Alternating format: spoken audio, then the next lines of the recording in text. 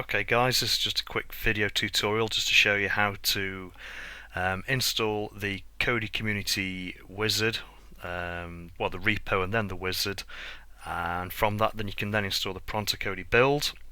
So pretty sure you can Google how to install Kodi. So once you've got Kodi installed on your machine, if you launch it, it'll go through the motions and then you come up with this screen. This is your bog standard Kodi. So if you come across the system, go down and across to file manager there, or on that bottom row. If you open that up, you can add a source on this left hand side. So click add source. In there, what you want to type in is http:// and then kodicommunity.com/com repo/zips. It's got to be exactly as it's typed there, otherwise it won't work. So once you've typed that in exactly, click on done. Then in the bottom box here, you just want to call it something that you can remember. So if we just call it the community repo, com repo, just so we know what it's called.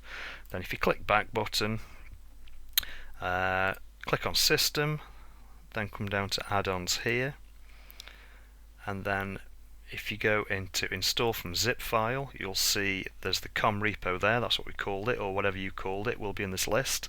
So if you click that, you'll then see the zip file for the repository for the community repo. So click on that and you'll get a confirmation flash up in the bottom right when it's installed. There we go, community repository add-on updated. So that's the repository installed. So now we want to install from that repository the wizard.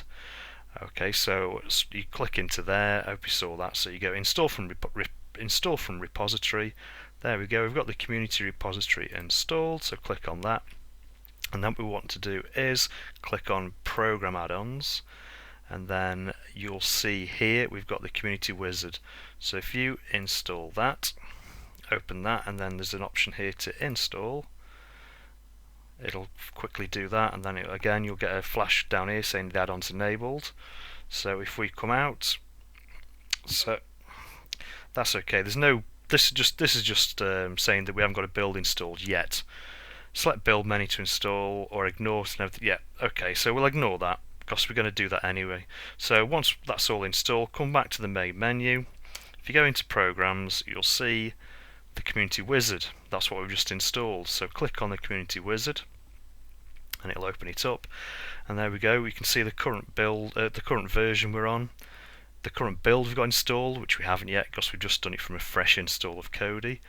This is the community build section where the ProntoKodi is held, and you've got all useful things here like maintenance sections and the settings, etc. But just for the time being, we're just concerned about the build section, which is this one here. So click on builds, then it'll bring up an alphabetical list. So these are all the alphabetical lists. So if we scroll down to P for ProntoKodi, these are all pretty good, these builds here, but obviously they'd say theirs were better than anybody else's.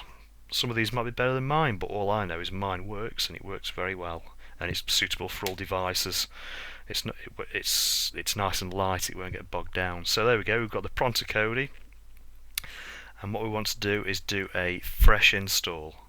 It's always best to do a fresh install rather than standard, because a fresh install will delete all the crap that might be left over on your system. So we'll just click on yes, continue, and here we go. It's clearing all the files and folders. Hopefully there shouldn't be too much to do because it's a fairly fresh install of Kodi. So there we go, it's completed. It's just purging all the empty folders out of the way, getting rid of the empty folders, and this will keep the memory on your Fire Stick or on your Android box nice and clear. So your current setup for Kodi has been cleared. Okay, well, we didn't have one, but that's just tidied everything up. Now we will install ProntoKodi version 1.1. So click on OK, and it should now start downloading. Oh, it's just asking us if we want to, so click yes, install, and now it'll start downloading the zip file. And then once the zip file's downloaded, it will unpack it. So while it's doing that, I will stop the recording and I'll be back any second now. Okay, so it's just coming to the end of the install now. It's downloaded the zip, and now it's just extracting the files from the zip.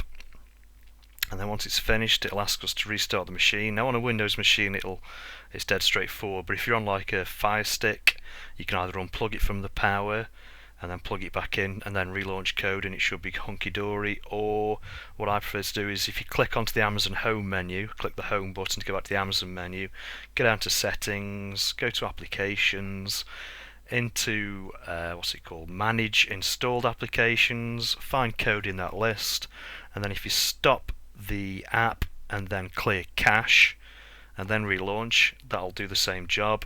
And same really if you're on an Android box, you can either unplug the power and bang it back in, but I much prefer to come back to the Android Google home screen, go into the settings, into the app list, again find Kodi, force stop, clear cache, relaunch, and everything should be sorted. So now if we just click OK on this, it'll say you're about to close Kodi, would you like to continue? There we go. On a Windows machine it just does it straight away. So let's just relaunch it and it should be installed now. The proof will be revealed in a second. So we had the basic bog standard Kodi before, we installed the community repo, and from the repo we got the wizard, from the wizard we got ProntoKodi. And there we go, there's ProntoKodi installed. Now especially with Fire Sticks, when you fire it up for the first time, when you've done an install or a fresh start, just leave it for a couple of minutes for it to catch itself up, because they can get a bit bogged down. It'll appear okay on the screen like it is now, but if you start clicking buttons and wanting to watch a film or some football or something, it'll just start confusing itself. It'll end up just kicking you out and throwing a wobbler. So always give it a couple of seconds. Top right there you can see the community wizard has cleared the cache and the packages, so that is the maintenance all done for you. You won't have to worry about clearing your cache ever again. In this, because it's the first time we've installed the wizard, it's just saying hello basically. So we'll just dismiss that. So just dismiss that.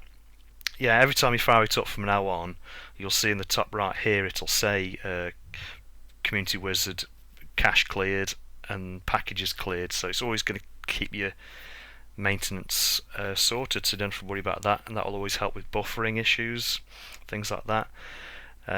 So now we should be hunky-dory. Sometimes you'll get some add-ons to update, so if you go down to tools, check for updates, there we can see there are some available updates.